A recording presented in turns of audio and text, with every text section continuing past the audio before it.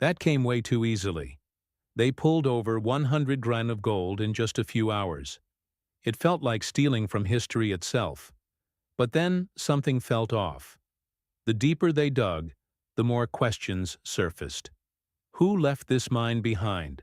Why did no one ever come back? And then, right as they reached what should have been the most lucrative part, they found something they weren't prepared for. Evidence that they weren't the first to uncover these riches. And those who had come before?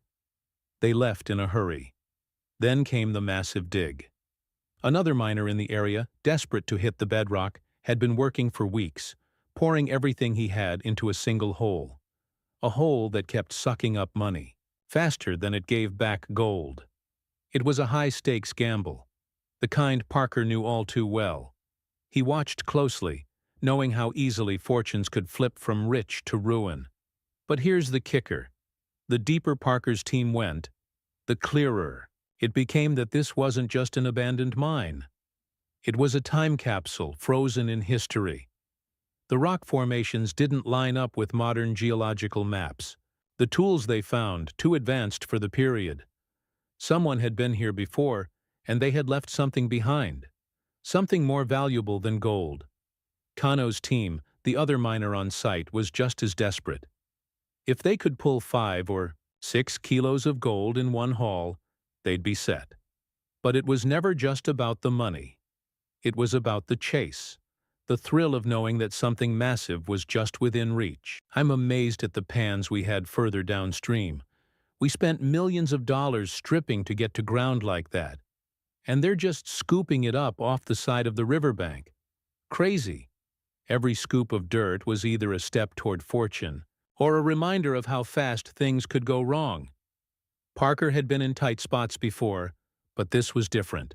There was an energy in that mine, something that whispered to past miners who had tried and failed. And yet, with every passing hour, his instincts told him to keep going.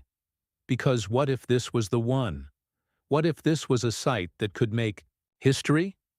The ground got more unstable the deeper they dug, the closer they got to something that had been waiting beneath the surface for centuries. And then they hit the bedrock, the final layer before either striking it rich or walking away empty-handed. This was it. And there it was. Gold.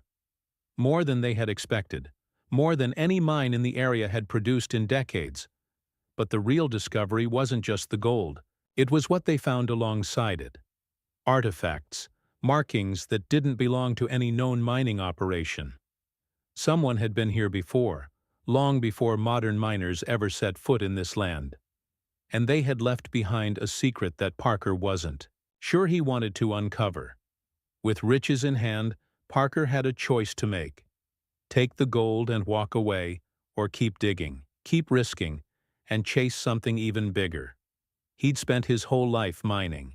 But some treasures aren't meant to be found. Some discoveries rewrite history. And some mines, they're abandoned for a reason. Tensions grew among the crew. Some wanted to report the find immediately, to hand it over to the historians and archaeologists who could properly document what they were seeing.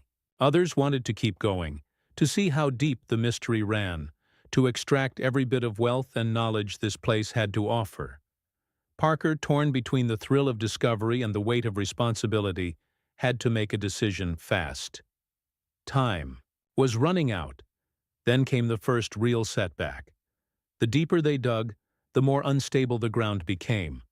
The ancient supports holding up the tunnels were not built for modern excavation.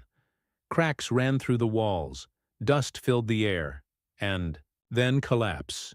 A portion of the mine caved in, sealing off part of their path and forcing them to rethink their entire approach. They were dealing with something more than just old rock and dirt. They were fighting against time itself, against the very earth that had hidden these secrets for centuries.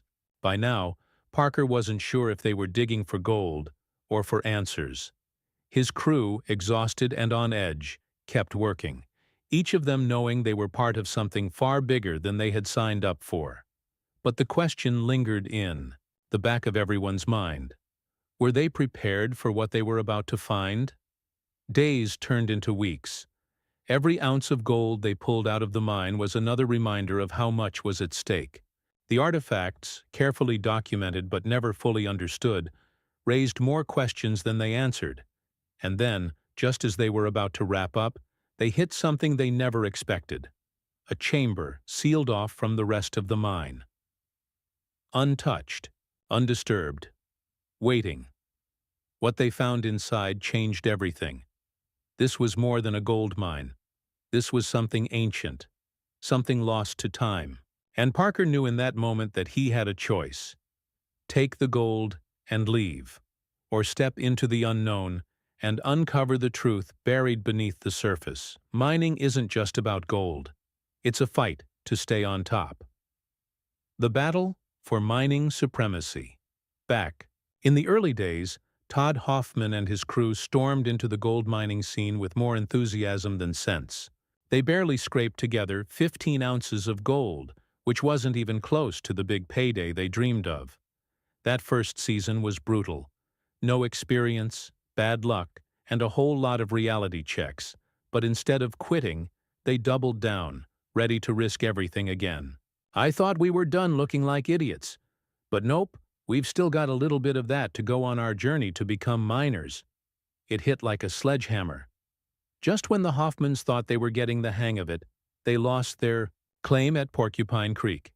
Dakota Fred swooped in, took over, and basically kicked them to the curb. Instead of licking their wounds, they hustled to Quartz Creek and clawed out nearly 100 ounces of gold. Meanwhile, a teenage upstart named Parker Schnabel was making moves at Big Nugget Mine, showing up to veterans and proving he wasn't just a kid playing in the dirt. The Hoffmans weren't messing around anymore. They pulled in over 800 ounces, a massive leap from their rookie year. Parker, still sharpening his skills, managed nearly 200 ounces. This wasn't just about luck anymore. It was about strategy, grit, and knowing when to take risks. The competition was officially on. Season 3 brought another wave of ambitious moves. Parker, no longer content with playing it safe, pushed himself to haul in over 1,000 ounces. He was making a statement. Todd Hoffman and his crew had their best haul yet, but their numbers were starting to look small next to Parker's rise. The pressure to perform was starting to feel heavier, and the rivalry was no longer just friendly competition. Season 4, Parker shattered expectations with more than 2,500 ounces. The Hoffmans, refusing to be left in the dust, rallied 1,400 ounces. The battle lines had been drawn. The days of amateur mining were long gone. Every single decision mattered now. Every mistake cost money.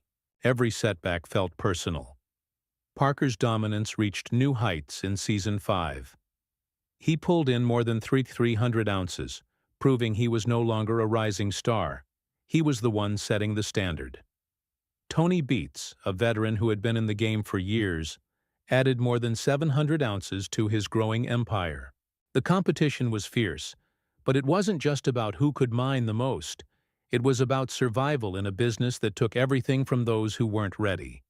Season 8 was a game-changer. Parker's team obliterated expectations with more than 6,200 ounces. Tony Beats wasn't far behind, stacking up over 3,600 ounces. The scale of these operations had grown into something unimaginable.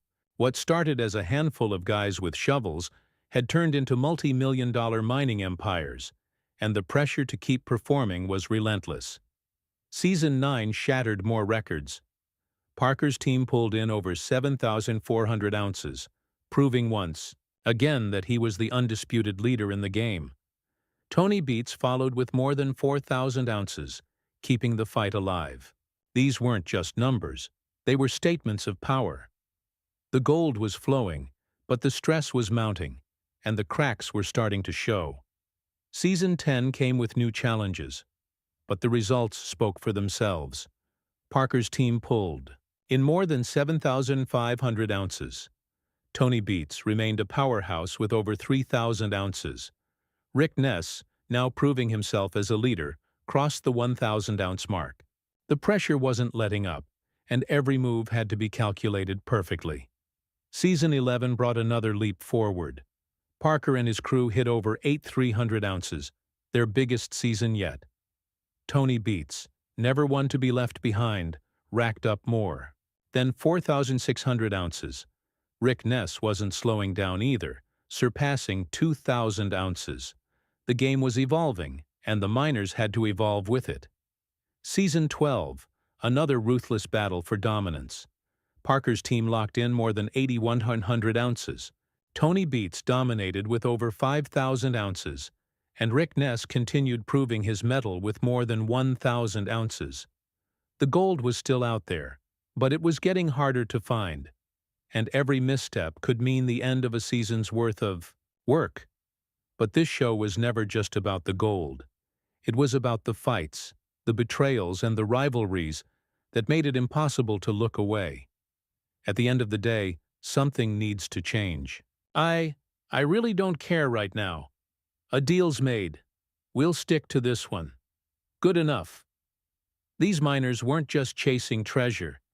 They were fighting for pride, for respect, and for the right to call themselves the best. Jim Dorsey and Greg Remsburg's fight in Season 1 was just the beginning. When the gold wasn't coming and patience wore thin, tempers exploded. Dorsey couldn't take it anymore and finally snapped. Remsburg wasn't backing down, and before long, fists were flying.